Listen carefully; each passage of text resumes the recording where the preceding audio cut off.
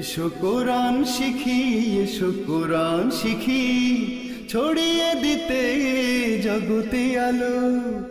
সহি তালিমুল কোরআন foundation, digital সিস্টেমে শেখায় কোরআন। আসসালামু আলাইকুম রহমতুল্লাহি ওয়া বারাকাতুহু।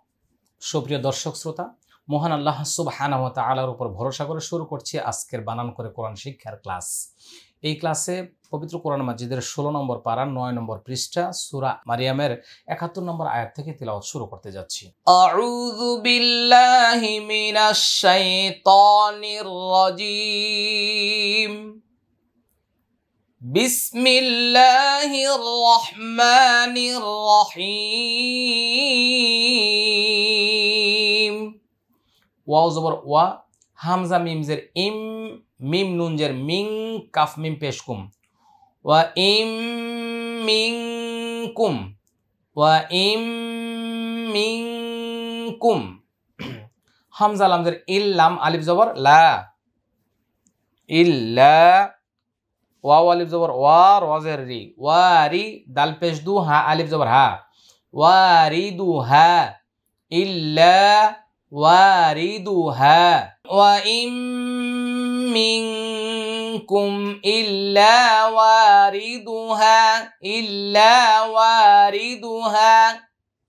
কাফ আলিফ জবর কা, নুন জবর না, কানা, কানা। আইন জবর আ, লাম খারা জবর লা, আলা। র বা জবর রব, বা জের বি, রব্বি, কাফ জবর কা, আলা রব্বিকা, আলা রব্বিকা। হা তা জবর হাত, হাত। মিম মিম দুই জবর মাম, হাত মাম। এটা তানউইনের পরে মিম আসছে, ইদগামি বাগুন্না। মিম কফ জবর মাক, মাক। এটা হচ্ছে কলকলা। দদ ইয়াজের ওই, এই উচ্চারণগুলো একটু কঠিন, খুব মনোযোগ সহকারে শুনতে হবে। দদ ইয়াজের ওই, ইয়া আলিফ জবর ইয়া, ওই ইয়া।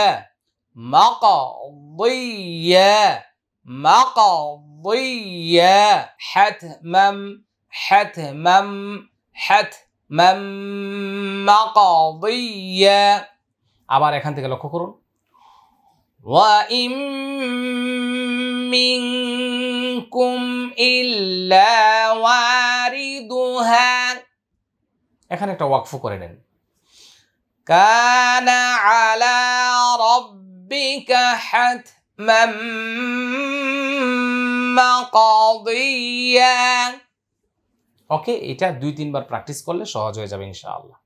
সা মিম পেশ, সুম মিম জবর মা, সুম্মা, সুম্মা। এটা কি গুণনা শিক্ষার্থী বন্ধুরা?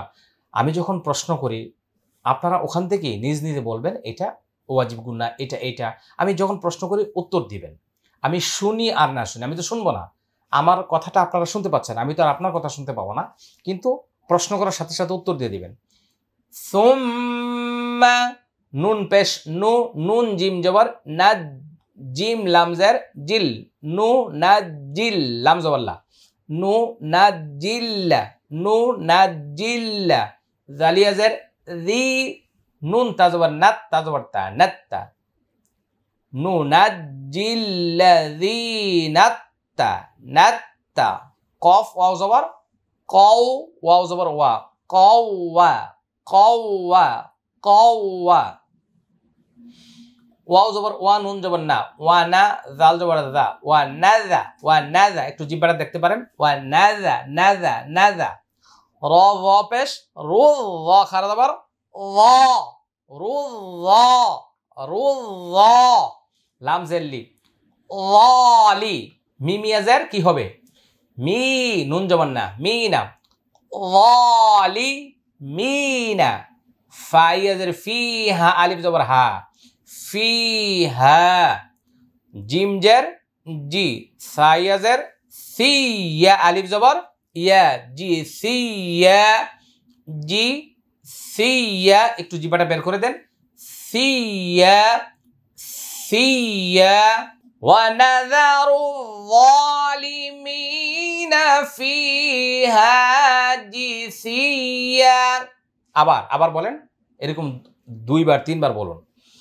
সুম্মা নুনাজ্জি নুনাজ্জিল্লাযীনা তাকাও ওয়া এবারে দেখেন কাওয়া এখানে মাঝখানে ওয়াটা কিন্তু উচ্চারণ করা যাচ্ছে না নুনাজ্জিল্লাযীনা তাকাও ওয়া নাযারু যালিমিনা ফিহা জিসিয়া এইভাবে যদি আমরা কয়েকবার বলতে থাকি কঠিনটাও সহজ হবে ইনশাআল্লাহ পরবর্তী আয়াতে ওয়াও জবর ওয়া হামজা জের ই ওয়া ই জাল আলিফ জবর যা ওয়া ইযা তা পেশ তুত লাম খারা জবর লা তুত লা ওয়া ইযা তুতলা আইন জবর আ লামিয়া জবর লাই আলাই হামিম জের হিম আলাইহিম হামজা খারা জবর আ ইয়া খারা জবর ইয়া আয়া তা পেশ তু নুন আলিফ জবর না আয়াতুনা ওয়া ইযা তুতলা আলাইহিম আয়াতুনা বাইয়া জবর বাই ইয়াজের ই বাই নুন খারা জবর না বাইয়িনা তা দুইজের তিং বাইয়িনাতিং তিংটা একটু মোটা করে কেন জানেন কফ আসছে ইকফা গুন্নাটা মোটা হবে কফ আলিফ জবর ক লাম জবর লাল লাল লাম জবর লা ক্বালাল্লা জালিয়া জের জি নুন জবর না ক্বালাল্লাযীনা আয়াতুনা বাইয়িনাতিন ক্বালাল্লাযীনা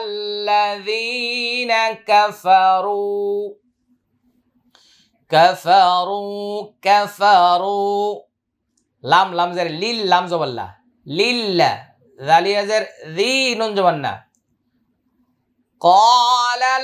ক্বালাল্লাযীনা কাফারু লিল্লাযীনা আমানু হামজা খারা জবর আ মিম জবর মা কি হবে আমা নুন ওয়া পেশ নু আমানু লিল্লাযীনা আমানু আমি আবার বলছি ওয়া ইযা তুতলা আলাইহিম আয়াতুনা বাইয়িনাতিন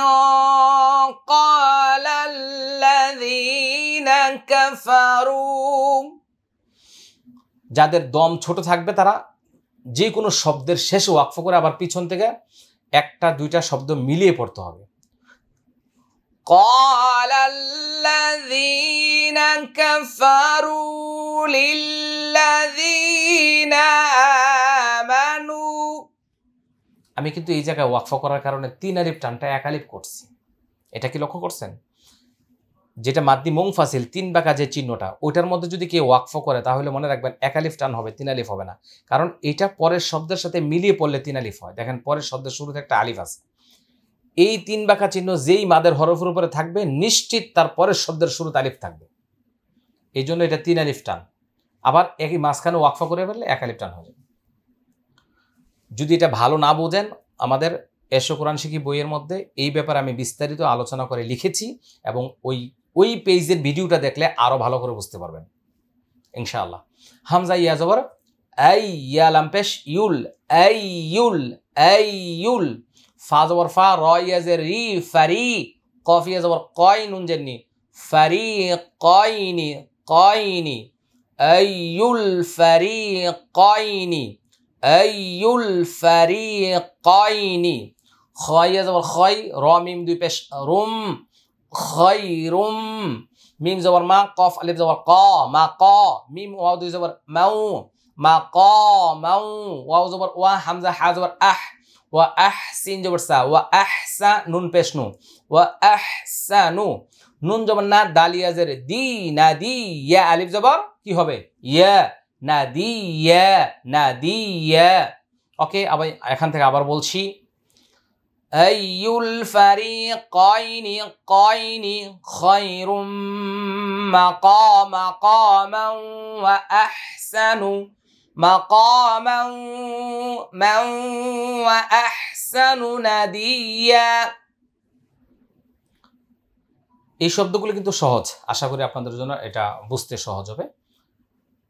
ওয়া জবর ওয়া, কাফ মিম জবর কাম, ওয়া কাম, হামজা হা জবর আহ, লাম কাফ জবর লাক, আহলাক, নুন আলিফ জবর না, ওয়া কাম আহলাক না, আহলাক না। কফ বা জবর কবে, লাম জবর লা, কবে লা, হামিম পেশ হুম, কবে লা হুম। এখানে মিম সাকিনের পরে মিম আসছে, ইদগাম শাফাউই।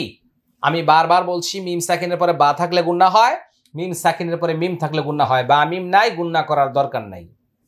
মিম নুন জের মিয় মিয়, কফ রজবর কর, নুন দুই জের নিন, মিয় কর নিন, মিয় কর নিন, কর নিন।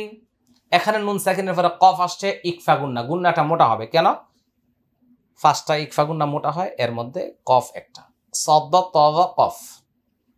হামিম পেশ হুম, কর নিন হুম, কর নিন হুম। হামজা হা জবর আহ, সিন জবর সা, নুন পেশ নু, আহসানু,